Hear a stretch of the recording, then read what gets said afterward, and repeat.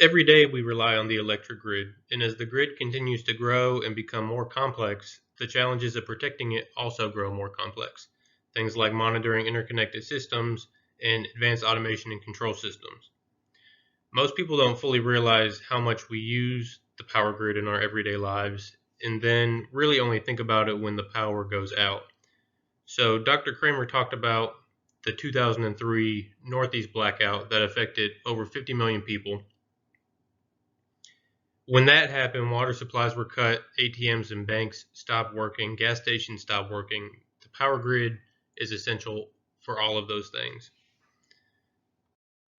The traditional power grid consists of large generating stations that send power long distances across transmission lines, and then lower voltage distribution lines where it ends up in our homes and at factories. All that is still true today, except the grid has evolved to include variable generation sources like wind and solar, electric energy storage, electrification of things like cars, home appliances, and even things like arc furnaces, microgrids, which are like grids within a grid and can operate disconnected from the greater grid. And even like evolving cybersecurity risks and threats as the Internet of Things continues to grow. This also affects the grid. So these things are all supposed to be improvements on the grid, but has it really improved the reliability of the grid? And what even is reliability and what is resiliency in terms of the power grid? So reliability means able to trust. In terms of the power grid, that means that it can supply electricity consistently. So when you turn the light switch on, you expect that the lights will come on. There's rarely ever a time where you're going to walk up to a light switch and then wonder, are the lights going to turn on? So that's reliability. Resiliency, on the other hand, deals with the ability to quickly recover. So when the power grid does go down, how long does it take to get back up and going again? This means that the impact of power outages are going to be smaller and that the time it takes to restore from power outages is going to be shorter. The Electric Power Research Institute defines resiliency as the ability to harden the grid against and quickly recover from high impact, low frequency events. These events are mostly going to be things like severe weather events, but then can also include things like cybersecurity attacks. Data collected by the U.S. Energy Information Administration has shown that since 2013, customers across the U.S. only see a few power interruptions each year. These are defined as interruptions being longer than 5 minutes in duration. So from 2013 to 2014, there is a significant drop from about 2.5 to a little under 1.5. But then from 2014 onwards, we see the number of interruptions is steady. So this tells us that the reliability of the grid has improved since 2013. If we look at the duration of these interruptions, though, we see that without including major events, that the average US customer only experiences about 2 hours of interruptions per year. So this is without major events. If we include major events, though, we see that since 2016, a general increasing trend in outage duration, and a particularly high peak in 2017. So why are we seeing this increase and how do we improve them? The most likely cause for this increase is an increase in the number of severe weather events like wildfires, winter storms, and hurricanes. So in 2017, we saw three major hurricanes that were very, very damaging, very destructive. Hurricane Harvey, Hurricane Irma, and Hurricane Maria. And these severe weather events can cause cascading failures that increase the duration of the outages. The other reason, as the grid evolves, there's a growing interdependency among critical infrastructure systems.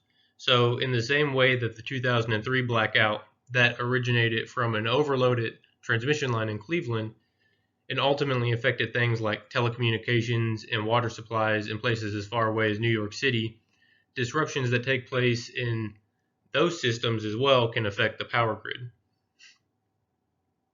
So, for example, a combination of these things caused ERCOT, which is Texas's power grid authority, to fail in February of this year.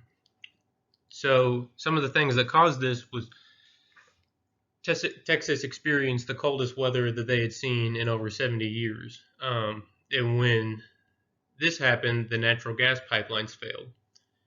And since Texas relies on natural gas for over 2/3 of their electricity needs, that caused them to not be able to generate electricity when people were needing it the most, when people were turning their thermostats up to keep warm in this really cold weather.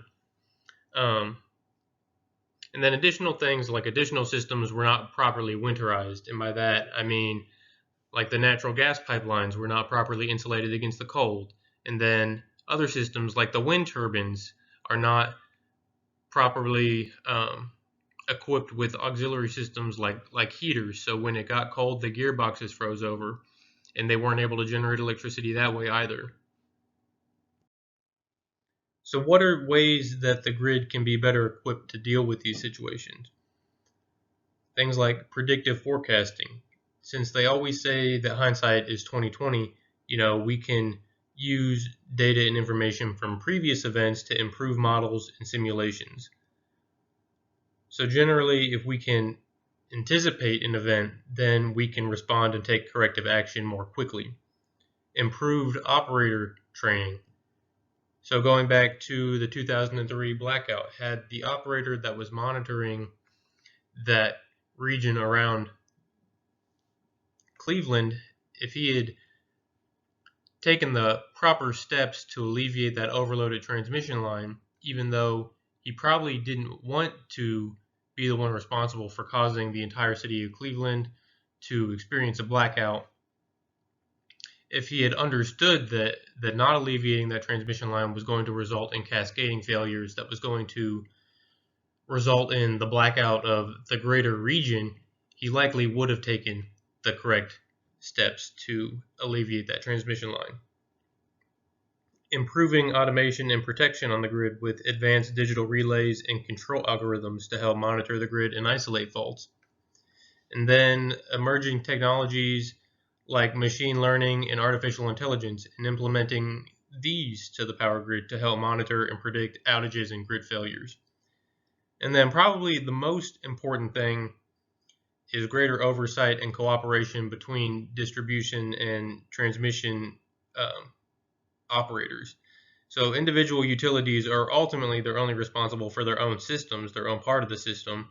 So for instance, Kentucky Utilities can implement all the advanced control algorithms and monitoring systems that they want, but if their counterparts in, say, Indiana and Ohio and Tennessee aren't similarly improving their systems and hardening their systems, then it will have little impact in the face of a major weather event that encompasses the entire region. To conclude, the power grid is evolving as new technologies are being implemented onto the grid, things like wind and solar and battery energy storage systems and microgrids, but what often gets lost in the background is how these things actually improve the reliability and resiliency of the grid, or do they even improve them at all? We've also seen that the number of major outage events has been increasing due to increased frequency of severe weather. There are promising emerging technologies and research that's out there, though, that's being worked on that's set to help improve the reliability and resiliency of the grid. Because ultimately, we want the grid to be reliable to keep the lights on, and to do this, the grid needs to be resilient as the grid continues to evolve and face new challenges.